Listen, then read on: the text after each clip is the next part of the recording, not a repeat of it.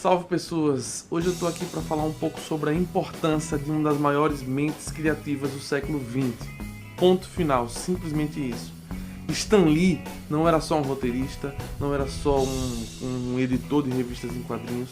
Stan Lee é uma mente histórica, é um cara que vai viver eternamente no seu legado, o legado que ele deixou nos corações dos leitores do mundo todo. A gente não pode nem dimensionar a grandiosidade do legado de Stan Lee, de tão assim fenomenal, fantástico, prodigioso que era. Às vezes você tinha um roteirista que criava um personagem, você tinha um desenhista que criava um personagem de sucesso, com reverberação mesmo, virava pop e tal, como o criador do Homem-Aranha, o criador do Batman, o criador da Mulher Maravilha e de outros personagens.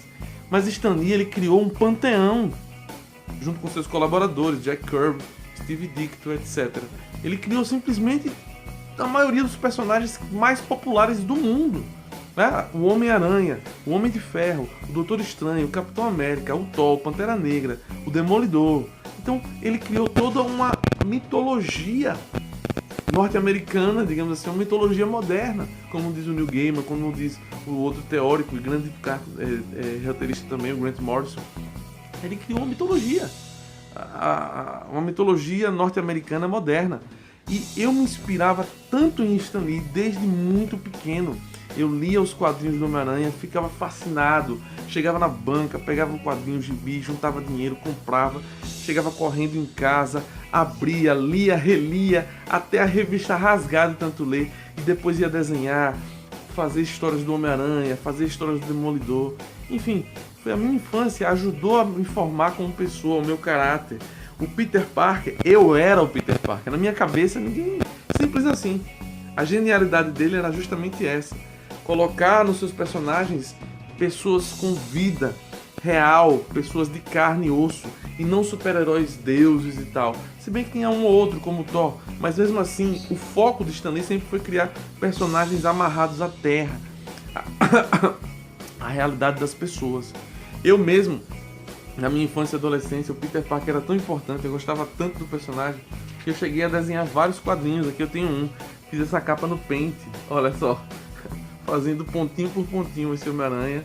E eu xerocava isso aqui e vendia no colégio. Eu vendia isso aqui no colégio. Ah, tá aqui, ó. Eu desenhava. É uma história que eu criei, escrevi o roteiro e desenhava inspirado nas histórias do Stan Lee, né? Nas histórias do Steve Ditko, que eu tinha, a coleção histórica da Marvel. Mesmo criança, conseguia. Enfim, minha vida era viver em banca, em sebo, às vezes, quando meu pai me levava no mercado municipal. E aí a gente... Ó, olha o Peter Parker e a Mary Jane aqui, ó, discutindo no telefone. E minha vida era isso aqui, desenhar essas sequências. Eu passava o dia lendo e relendo, aprendendo com os traços, com a escritura, com a forma de lidar da vida de Peter Parker, as coisas.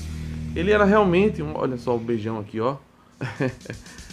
O Peter Parker e outros personagens era como se fosse uma bússola moral para mim. Eu me inspirava naquilo, naquele modelo de heroísmo, de fazer o certo, de sempre pensar num bem maior. Quando eu era criança, isso me deixava maluco e mexia comigo, sabe? Então isso é a riqueza, a genialidade de Stan Lee está justamente nisso.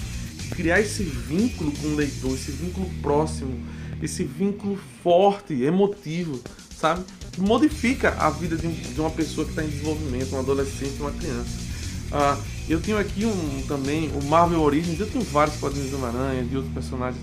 Não vou ficar mostrando, mas aqui, se fosse para dar uma dica, eu indico aqui o Marvel Origins, lançado pela Salvat, tem outro volume também, a década de 60. Então você tem aqui as principais histórias, mito de criação do Capitão América, do Homem de Ferro, discutindo a indústria das armas, do Capitão América, discutindo questões do patriotismo, totalitarismo, o Demolidor, discutindo questões como preconceito, subúrbios, guetos, o Luke Cage também, discutindo a questão do hip hop, o Hulk, discutindo a questão de guerra, de avanços científicos que podem ser utilizados de maneira horrível. A própria... o clima dos anos 60 era o ar pesava com essa questão da bomba nuclear. E aí o Stan Lee era tão genial que ele pegava esse medo das pessoas da questão nuclear, criou um personagem que que através de raios gama se transformava e tal. O Quarteto Fantástico também nessa pegada cientificista. E os X-Men para discutir racismo, para discutir intolerância, para discutir cordialidade social, grupos diferentes, etnias diferentes convivendo. Então, o Stan Lee era genial nesse sentido. Ele viu o que estava acontecendo na sociedade à volta dele e ele criava personagens a partir daí, sabe? E isso era coisa que a DC Comics não fazia. A DC Comics sempre teve um ar meio blasé, meio de escritório, meio de pessoas muito chiques e tal, e nunca se atentou muito às ruas, às periferias. Quem fez isso foi Stan Lee, sempre pensando em questões de tolerância, questões de convivência pública, questões sociais muito relevantes, e colocar isso no quadrinho. Até drogas ele colocou, a questão das drogas, o perigo das drogas. Então ele foi único nesse sentido, único. Ele começou um movimento de quadrinhos, uma revolução nos quadrinhos, uma nova perspectiva, uma forma de se encarar de forma diferente os super-heróis. Por isso ele é tão importante. Por isso Stan Lee vai ser lembrado para sempre por todos os criadores do meio. E além disso teve uma vida muito longeva, muito longa, e pôde desfrutar dos louros de suas conquistas. E eu acho uma coisa interessante: aos 95 anos de idade, Stan Lee permanecia lúcido, não ficou senil, não teve nenhum problema cognitivo grave. Claro que a genética conta, o estilo de vida, mas também uma coisa: ele nunca parou a mente, sempre voltado para a criatividade, fazendo coisas novas, e coisa nova. Eu acho que isso influencia muito para a longevidade da nossa mente. E é com isso que eu encerro essa mensagem, que eu encerro esse programa de hoje, falando um pouco sobre esse mestre, esse gênio muito caro a mim, muito especial. E se você não conhece a obra de Stan Lee, os quadrinhos iniciais dos anos 60, fica aí essa dica, fica essa reflexão, e a gente se vê por aí. Valeu, tchau.